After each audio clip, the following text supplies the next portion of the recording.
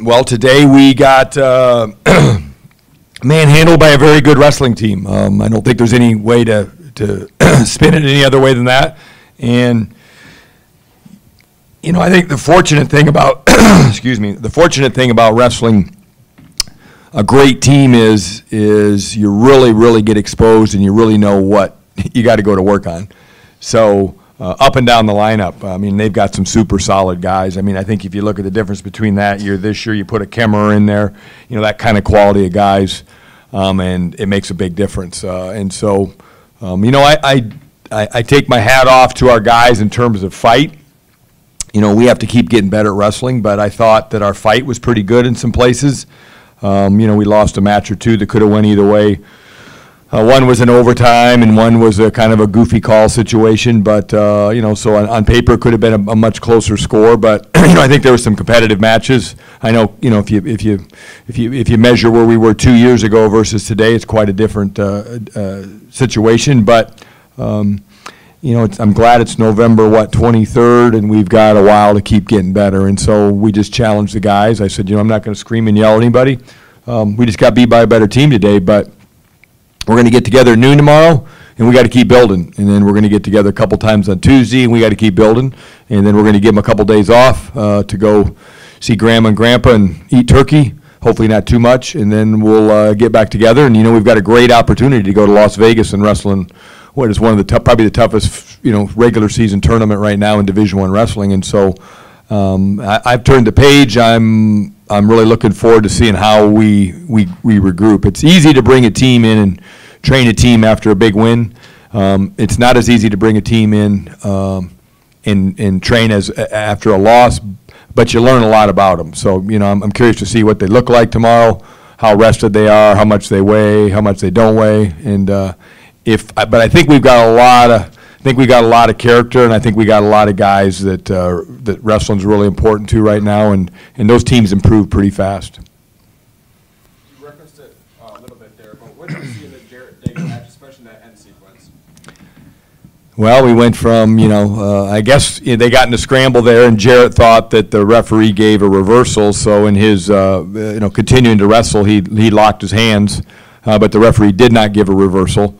And so it became a locked hands before he whipped the guy to his back. I had two arguments. My first argument was that, you know, if you take a guy from his whatever position to his back, shouldn't it be, you know, shouldn't we get the back points? But in looking at it, they saw the locked hands first, and so, you know, action stops right there, and you start over when you get it all figured out.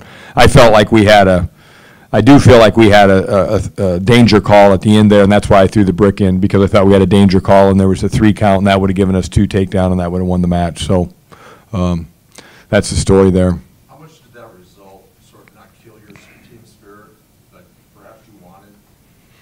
No, I don't think it was. I mean, I think Chase Straw went out and wrestled, you know, real tough at 65, and obviously it didn't bother David Carr much, you know.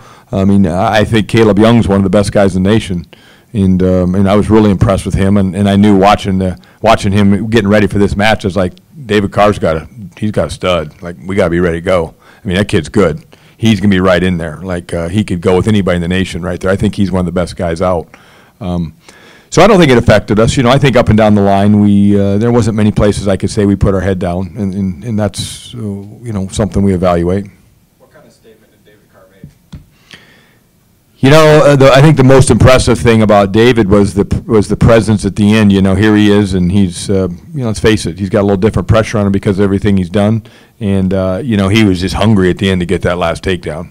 You know, and he locked that cradle up, and that's a dicey situation. You get the points, but if you, all of us old wrestling experts, when you get in there and you start driving that thing too fast, it can go south really fast. It can go from, oh, maybe I'm getting a pin, to I'm getting reversed for 5. I've seen many guys get in that hold and they go the other way. So to have the presence to keep that thing under control and not force it and kind of baby it along was really good. But, you know, just the, like, I'm going to go win this match mentality at the end because Young's a tough customer. At 84, Colbray Road, Nelson, pretty tough. But then in tiebreakers, he let him up with the 32nd. What went into that decision? That's probably, you got to put that one on the coach, because we talked in the nosebleed time out there, and I just kind of asked him what he wanted to do, and I sensed that his first reaction was to start on his feet. And You know, sometimes in practice, I see Sam just kind of hang on to ride in those situations, and so I had a little bit of deja vu in that I just didn't want him to hang on and get reversed at the end. I'd rather go out swinging, and so we decided to go out swinging, and we didn't connect. We didn't get the takedown. So that's probably a little bit on me, but I really felt like he could get the takedown there at the end, but hats off to them for that. At 41, how gritty of a win was that for Ian Parker to get that takedown and sudden victory? Really gritty because, you know, a lot of times, you know, we don't tell everything that's going on, but he's been banged up a little bit and hasn't been able to train nearly at the capacity he can train at, and that's a high capacity. And so for him to figure out how to win there and to do what he did, you know, he's getting better, but we've had an injury that we've had to sit on and do nothing. And so when you don't get those reps and that mat time in for, you know, a couple weeks, you know, he was kind of questionable even this week. So he was kind of a game time decision.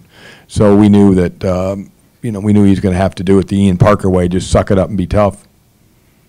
How electric was the atmosphere? A top 10 attendance for any match here at Hilton and both since 1999. Great, yeah, I think it was great. You know, thank you, Cyclone Nation, for coming out.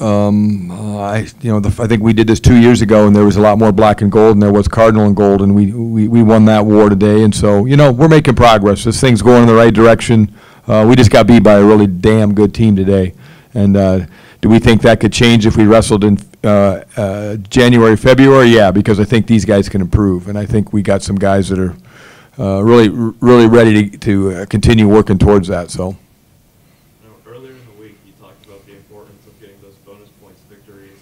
What was the mood kind of like after the duel started off with a tech ball for Lee and a major decision for DeSanto? You know, the thing about Spencer Lee is, you know, when he shows up and it's a big pressure situation, he figures how to deliver, and he did today again, obviously. And you know, DeSanto's got a great pace, and I mean, they got up and down that lineup. Like I said, if you're a Hawkeye fan and you've been watching lineups for a long time, you're gonna have a hard time finding a better one than that because they got some firepower. DeSanto wrestles at a high pace, and if you're gonna want to beat DeSanto, you're gonna have to slug it out for 7 minutes.